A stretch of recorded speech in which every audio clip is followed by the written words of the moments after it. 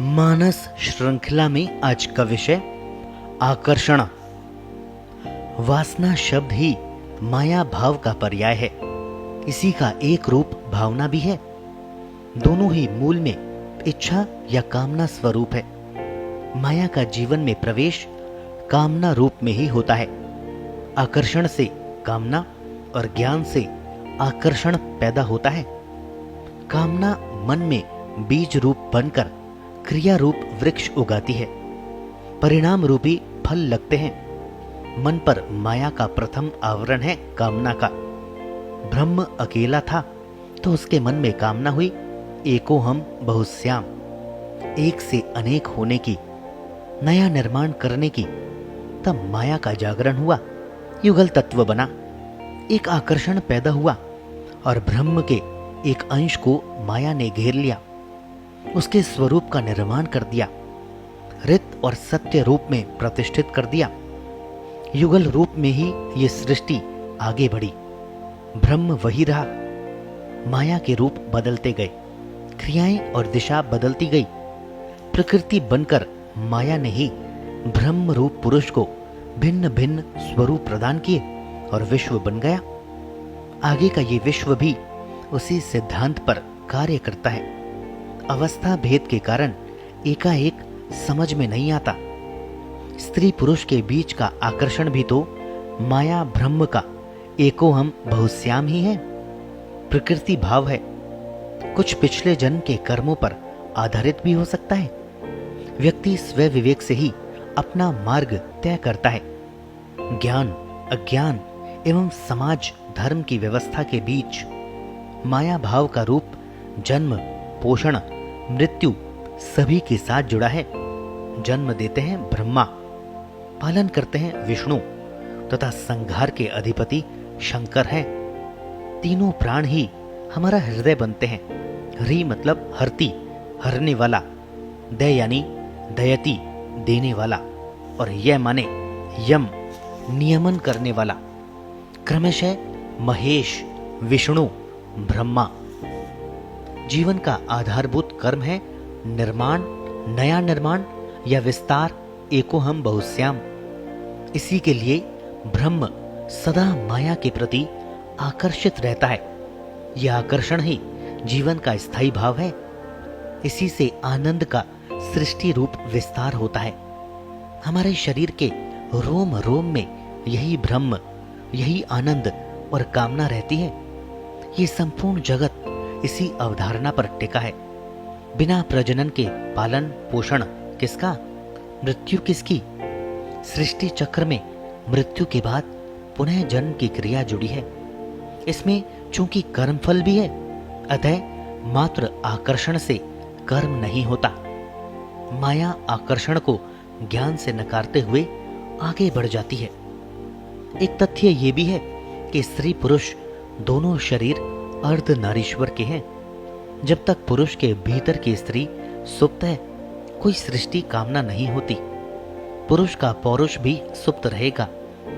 जब तक स्त्री के भीतर का पुरुष सोया रहेगा, माया कार्य नहीं करेगी। इसी का नाम ब्रह्मचर्य आश्रम है। माया की जागृति ब्रह्म के मन में कामना पैदा करती है।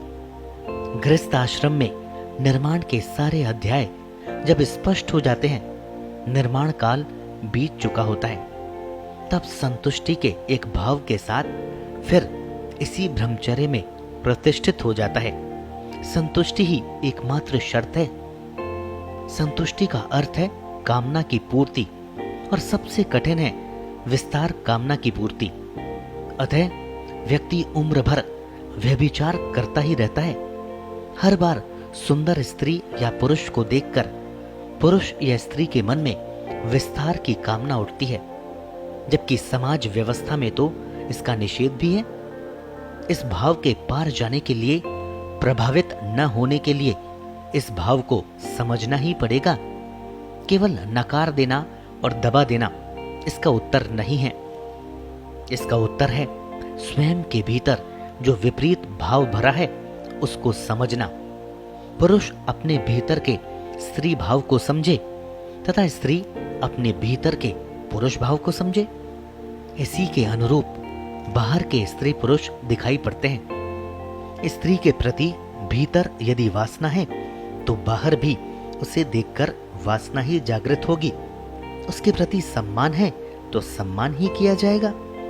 इसका कोई अर्थ नहीं है कि सामने जो स्त्री है वह स्वयं कैसी है। मुझे यदि काला रंग अच्छा नहीं लगता तो उसे देखते ही मुंह का स्वाद बिगड़ जाएगा। किस वस्तु का है इसका अंतर नहीं पड़ेगा।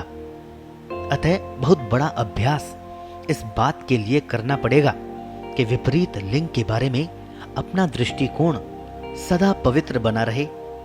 जिसको हम प्रेम कहते हैं वह भी इसी आकर्षण की अभिव्यक्ति है। इस आकर्षण में सात्विक भावना भी हो सकती है, तामसिक वासना भी हो सकती है, वात्सल्य भी हो सकता है, श्रद्धा भी हो सकती है, लज्जा भी हो सकती है, भय भी हो सकता है, दुस्साहस भी हो सकता है, तो बलात्कार तक हिंसा का भाव भी न बन पड़े यदि फिर भी तो कुछ आगे भी। ये सारे भाव व्यक्ति के स्वयं के भीतर के ही होते हैं। इन्हीं को संस्कार कहा जाता है। इन्हीं के सहारे व्यक्ति विभिन्न आकर्षणों का अनुवाद करता है।